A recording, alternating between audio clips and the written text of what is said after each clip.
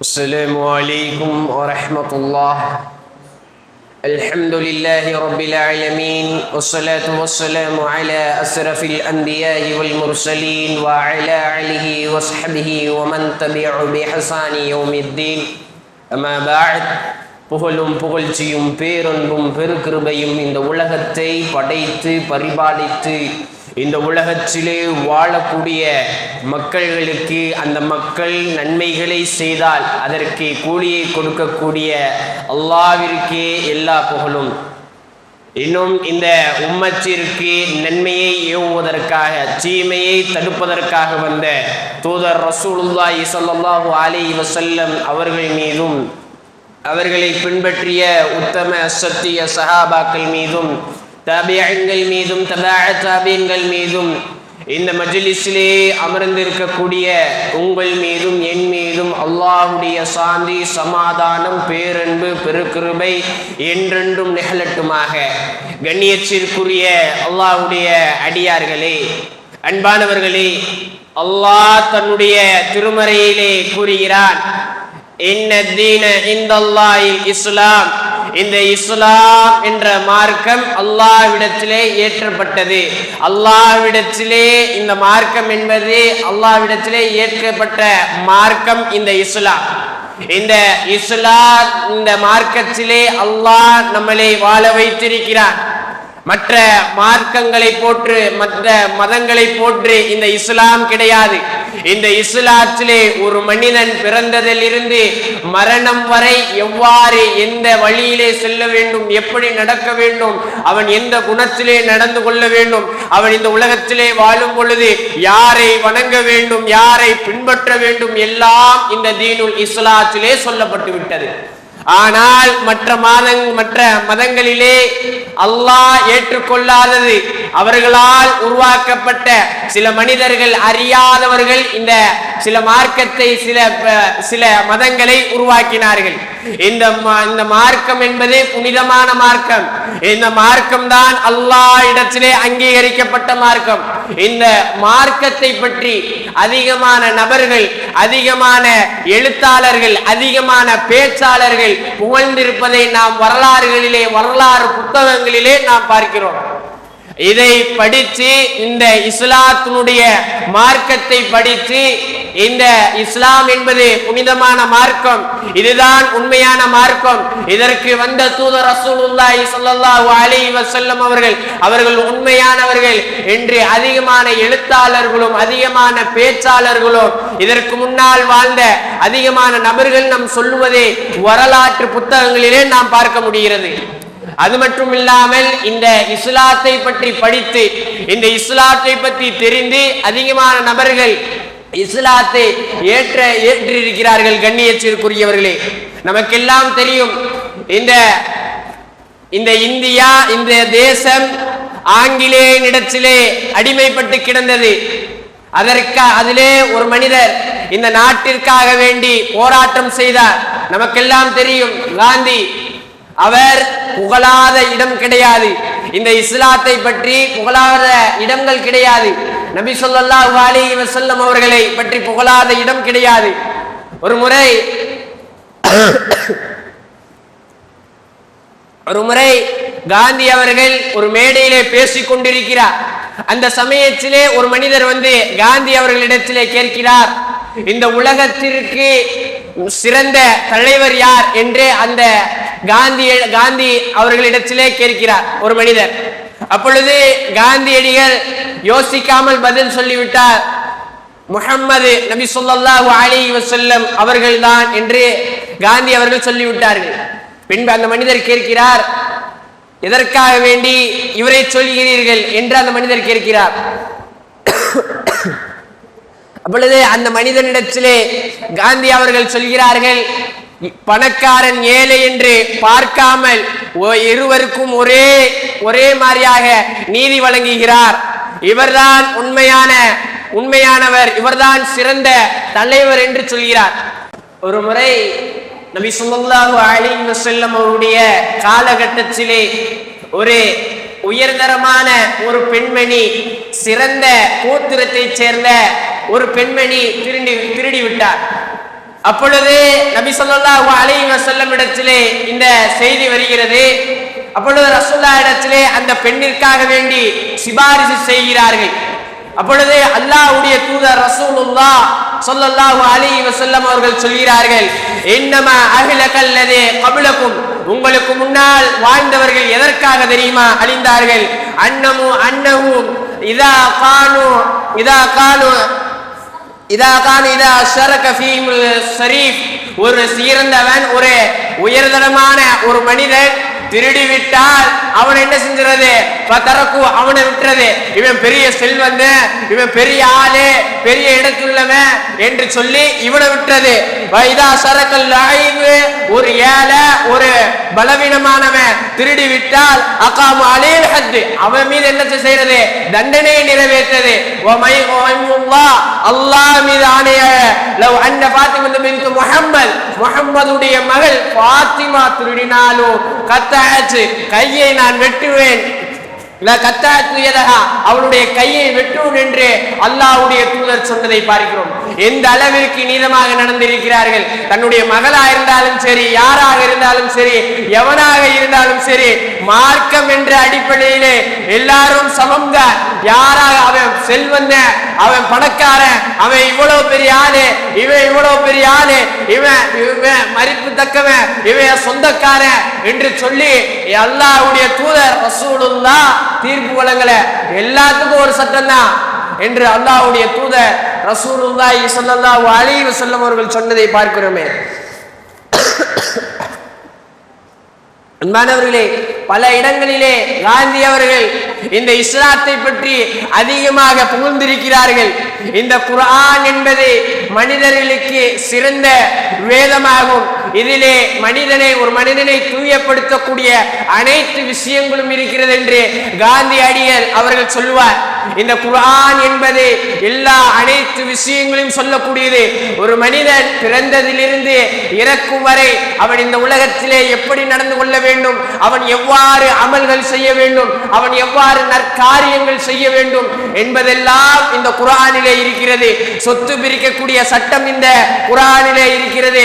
ஒரு மனிதன் தன்னுடைய மனைவியிடத்திலே எப்படி நடந்து கொள்ள வேண்டும் என்ற சட்டங்கள் எல்லாம் இந்த குர்ஆனிலே இருக்கிறது. இந்த குர்ஆன் ஒரு மனிதனை தூய்மைப்படுத்தக்கூடியது என்று காந்தி அவர்கள் சொல்வதை பார்க்கிறோம். காந்தி அவர்கள் அதிகமாக 3 விஷயத்தை புகழக்கூடியவராக இருந்தார்கள். அது என்ன? ஒரே இறைவன், லா இலாஹ இல்லல்லாஹ், வணக்கத்திற்குரிய இறைவன் அல்லாஹ்வை தவிர வேறு யாரும் கிடையாது, அவன்தான் ஒருவன். மற்ற மதங்களை மாறி, மற்ற மதங்களை மாறி இந்த தீனுல் இஸ்லாம் கிடையாது. ஒரே கடவுள். மற்ற மதங்களிலே வீட்டுக்கு ஒரு தெய்வம், குலத்திற்கு ஒரு தெய்வம், தெருவிற்கு ஒரு தெய்வம், ஊருக்கு ஒரு தெய்வம் என்று கிடையாது இந்த இஸ்லாமுடைய மார்க்கம். லா இலாஹ இல்லல்லாஹ், இறைவன் ஒருவனே என்ற அந்த கோட்பாடு, இதை காந்தியடிகளார் அதிகமாக புகழ்ந்ததை நாம் பார்க்கிறோம். இரண்டாவதாக நீதியும் சமத்துவத்தையும் காந்தியடிகளால் சொல்வதை பார்க்கிறோம். அல்லாஹ்வுடைய தூதர் ரசூலுல்லாஹ் எந்த அளவிற்கு நீதமாக நடந்திருக்கிறார்கள். ஒரு முறை ரசூலுல்லாஹி ஸல்லல்லாஹு அலைஹி வஸல்லம் உடைய காலகட்டத்திலே அல்லாஹ்வுடைய தூதரிடத்திலே ஒரு மனிதர் வருகிறார். யா ரசூலுல்லாஹ், என்னுடைய மகனுக்கு நான் ஒரு அன்பளிப்பு, ஒரு அடிமையை பரிசாக வழங்கியிருக்கிறேன், இதற்கு நீங்கள் சாட்சியாக இருங்கள் என்று அந்த மனிதன் அல்லாஹ்வுடைய தூதரிடத்திலே சொல்கிறார்.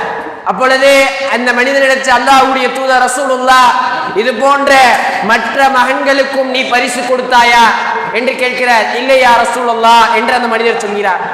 நான் ஒருபோதும் அநீதிக்கு நான் சாட்சி சொல்ல மாட்டேன் என்று ரசூலுல்லாஹி ஸல்லல்லாஹு அலைஹி வஸல்லம் அவர்கள் அந்த மனிதருக்கு எச்சரிப்பதை நாம் பார்க்கிறோம். எந்த அளவிற்கு ரசூலுல்லாஹ் வாழ்ந்திருக்கிறார்கள், அவருடைய வாழ்க்கை எவ்வாறு இருந்திருக்கிறது. நீதமாக நடக்க வேண்டும், ஒரே இறைவனை வணங்க வேண்டும், எல்லாரும் சமம்தான், இவன் பெரிய ஆளு, இவன் இந்த ஜாதிக்காரன், அவன் அந்த ஜாதிக்காரன், இவன் கருப்ப, இவன் வெள்ளைய என்று பாகுபாடு இல்லாமல் எல்லாம் ஒருவர் தான். இன்னமல் முஃமினூன இஹ்வா, முஃமின்கள் அனைவரும் சகோதரர்கள் தான். இறை நம்பிக்கை கொண்டவர்கள் அனைவரும் ஒருவர்கள் தான், சகோதரர்கள் தான். இதிலே வேற எந்த மாற்று கருத்தும் கிடையாது. இதை இந்த இஸ்லாம் சொன்னது. இதை காந்தியடிகளார் அதிகம் புகழக்கூடியவராக இருந்தார்கள் என்று நாம் பார்க்கிறோம். ரசூலுல்லாஹ் எந்த அளவிற்கு நேர்மையாக இருந்தார்கள். ஒரு முறை ஒரு பெண்மணி ஒரு சிறுவனை அழைத்து வா, பரிசு செய்கிறேன் என்று ஒரு பெண்மணி ஒரு சிறுவனை அழைக்கிறார். அப்போ ரசூலுல்லாஹி ஸல்லல்லாஹு அலைஹி வஸல்லம் அவர்கள் அந்த பெண்மணியிடத்திலே கேட்கிறார், நீ உண்மையிலேயே அந்த சிறுவனுக்கு ஏதாவது ஒரு பரிசு கொடுக்க போகிறாயா என்று கேட்கிறார். அப்பொழுது அந்த பெண்மணி சொல்கிறார், ஆம் யா ரசூலுல்லாஹ், நான் அந்த பெண்மணி அந்த சிறுவனுக்கு அந்த பெண்மணி ரசூலுல்லாஹி ஸல்லல்லாஹு அலைஹி வஸல்லம் இடத்திலே சொல்கிறார், ஆம் யா ரசூலுல்லாஹ், நான் ஒரு பேரித்தம்பளத்தை அவனுக்கு கொடுக்க போகிறேன் என்று சொல்கிறார். நீ மட்டும் அந்த சிறுவனுக்கு கொடுக்காமல் பொய் சொல்லி இருந்தால் அது அல்லாஹ்விடத்திலே எழுதப்பட்டு இருக்கும் என்று அல்லாஹ்வுடைய தூதர் ரசூலுல்லாஹி ஸல்லல்லாஹு அலைஹி வஸல்லம் அவர்களை சொல்வதை நாம் பார்க்கிறோமே. கண்ணியத்திற்குரிய அல்லாஹ்வுடைய அடியார்களே, இந்த இஸ்லாத்தினுடைய மார்க்கத்தை அல்லாஹ் நமக்கு வழங்கி இருக்கிறார். கண்ணியமானவர்களே, இந்த இஸ்லாத்தினுடைய மார்க்கத்தை நாம் அதிகமாக பிற மக்களுக்கு பரப்பக்கூடியவர்களாக இருக்க வேண்டும். இந்த இஸ்லாத்தினுடைய சிறப்புகளை நாம் அதிகமாக சொல்ல வேண்டும். எத்தனையோ நபர்கள் இந்த இஸ்லாத்தை ஏற்காத மனிதர்கள் புகழ்ந்ததை பார்க்கிறோம். ஆனால் நாம் இந்த இஸ்லாத்தினுடைய மார்க்கத்திலே இருக்கிறோம். இந்த இஸ்லாத்தை பற்றி கவலை கிடையாது. இந்த இஸ்லாத்தினுடைய வாழ்க்கை, இந்த இஸ்லாத்தில் இருக்கும் பொழுது நல்ல அடியானாக வாழ வேண்டும் என்ற அந்த எண்ணம் கிடையாது. எத்தனையோ அறிஞர்கள், எத்தனையோ எழுத்தாளர்கள் அதிகமாக கூறுவதென்ன இந்த இஸ்லாத்தினுடைய மார்க்கத்தை பற்றி. முக்கியமாக இந்த உம்மத்திற்கு, இந்த சமுதாயத்திற்கு அனுப்பிய தூதர் ரசூலுல்லாஹி ஸல்லல்லாஹு அலைஹி வஸல்லம் அவர்கள் எவ்வளவு முறை அறிஞர்களும் எழுத்தாளர்களும் பேச்சாளர்களும் புகழ்வதை நாம் பார்க்கிறோம். வாக்குறுதியை மீறுபவர், இவர் உண்மையானவர், இவர் எந்த ஒரு நேரத்திலும் பொய் பேசாதவர், இவர் எளிமையை விரும்புபவர் என்று அறிஞர்கள் சொல்வதை பார்க்கிறோம்.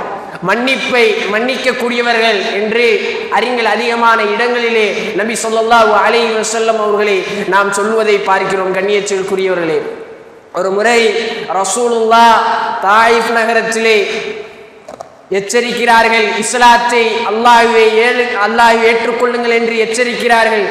அந்த சமயத்திலே தாயிஃப் நகர் மக்கள்கள் ரசூலுல்லாஹி ஸல்லல்லாஹு அலைஹி வஸல்லம் அவர்களை துரத்துகிறார்கள், விரட்டுகிறார்கள். அந்த சமயத்திலே ஜிப்ரீல் அலைஹி வஸல்லம் அவர்கள் அல்லாஹ்வுடைய தூதரிடத்திலே வருகிறார். யா முஹம்மது, முஹம்மதே, நீங்கள் சொன்னால் இந்த இரண்டு மலைக்கு மத்தியிலே அவர்களை நான் நசுக்கி விடுவேன் என்று அல்லாஹ்வுடைய தூதரிடத்திலே ஜிப்ரீல் அலைஹி வஸல்லம் அவர்கள் கேட்டார்கள். அப்போது ரசூலுல்லாஹ் சொன்னார்கள், இவர்கள் தவறு செய்திருக்கலாம், இவருக்கு அடுத்து வரக்கூடிய சந்ததிகள் அல்லாஹுவை வணங்குவார்கள் என்று அல்லாஹுடைய தூதர் ரசூலுல்லாஹ் அந்த தாயிஃப் நகர் மக்கள்களை மன்னித்ததை நாம் பார்க்கிறோம். இது போன்று பல இடங்களிலே இந்த இஸ்லாத்தினுடைய சிறப்புகளை பற்றி பேசிக்கொண்டே இருக்கிறார்கள். ரசூலுல்லாஹ் எந்த காலகட்டத்திலே வாழ்ந்தார்கள், இப்பொழுது மக்கள்கள் இங்கே இந்த காலகட்டத்திலே வாழ்ந்து கொண்டிருக்கிறார்கள். பார்க்காதவர்கள், இந்த இஸ்லாத்திலே வாழக்கூடிய மக்கள் கூட பார்க்காதவர்கள். ஆனால் மாற்று சகோதரர்கள் இந்த இஸ்லாத்தை அதிகமாக புகழ்வதை நாம் பார்க்கிறோம். டாக்டர் ராக், ஜெர்மனி அறிஞர் சொல்கிறார், குர்ஆனிலே உள்ள அனைத்தும் காலத்தை மிஞ்சியது என்று டாக்டர் ராக், ஜெர்மனியுடைய அறிஞர் சொல்கிறார். இந்த குர்ஆன் என்பது எல்லா விஷயங்களையும், எல்லா மனிதன் மறுமை நாள் வரை என்ன நிகழும், என்ன நடக்க போகும் என்பதை எல்லாம் எல்லாம் இந்த குர்ஆனிலே அல்லாஹ் சொல்லிவிட்டான். இப்பொழுது அந்த அடையாளங்கள் எல்லாம், அந்த அறிவியல்கள் எல்லாம் இந்த உலகத்திலே நடப்பதை நாம் பார்க்கிறோம். கண்ணியத்திற்குரிய அல்லாஹ்வுடைய அடியார்களே, இந்த உலகத்தில் நாம் வாழும் பொழுது பிற மக்களுக்கு இந்த தீனுல் இஸ்லாத்தை பிறருக்கு நாம் சொல்ல வேண்டும். இன்னும் சில மக்கள்கள் அறிஞர்கள் இந்த தீனுல் இஸ்லாத்தை மறுமை நாள் வரை புகழ் கொண்டே வருவார்கள். காரணம் என்ன? இன்ன தீன இந்தல்லாஹ் இஸ்லாம், இந்த இஸ்லாம் என்ற மார்க்கம் அல்லாஹ்விடத்திலே அங்கீகரிக்கப்பட்ட மார்க்கம். அந்த ஒரே காரணம் மட்டும்தான். கண்ணியத்திற்குரியவரே, ஒரு மனிதர் சொல்வார், ஒரு அறிஞர் சொல்வார், நபி ஸல்லல்லாஹு அலைஹி வஸல்லம் அவர்கள் மட்டும் பொய்யராக இருந்திருந்தால் இந்த மார்க்கம், இந்த இஸ்லாம் எப்பொழுதும் இந்த அளவிற்கு பரவிருக்காது என்று அந்த மனிதர் சொல்வதை பார்க்கிறோம். இது போன்ற அறிஞர்கள் அதிகமாக சொல்வதை நாம் பார்க்கிறோம். கண்ணியத்திற்குரியவர்களே, இந்த மார்க்கம் என்பது புனிதமான மார்க்கம். இந்த புனிதமான மார்க்கத்தை அதிகமான நபர்கள் புகழ்ந்து கொண்டே இருக்கிறார்கள். காரணம் என்ன? இது அல்லாஹ்வுடைய மார்க்கம். ஆகவே கண்ணியத்திற்குரியவர்களே, இந்த இஸ்லாத்தினுடைய இந்த மார்க்கத்திலே நாம் நிலையாக இருப்போம். பிற மக்களுக்கு இந்த இஸ்லாத்தை பற்றி சொல்வோம். நபிகள் நாயகம் ஸல்லல்லாஹு அலைஹி வஸல்லம் யார், அவர்களுடைய குணங்கள் என்ன என்பதையெல்லாம் நாம் சொல்லக்கூடிய பாக்கியத்தை அல்லாஹ் உங்களுக்கும் எனக்கும் தந்தருவானா. வாஹிர் தாவானா அனில் ஹம்துலில்லாஹி ரப்பில் ஆலமீன். அஸ்ஸலாமு அலைக்கும் வரஹ்மத்துல்லாஹி வபரகாத்துஹு.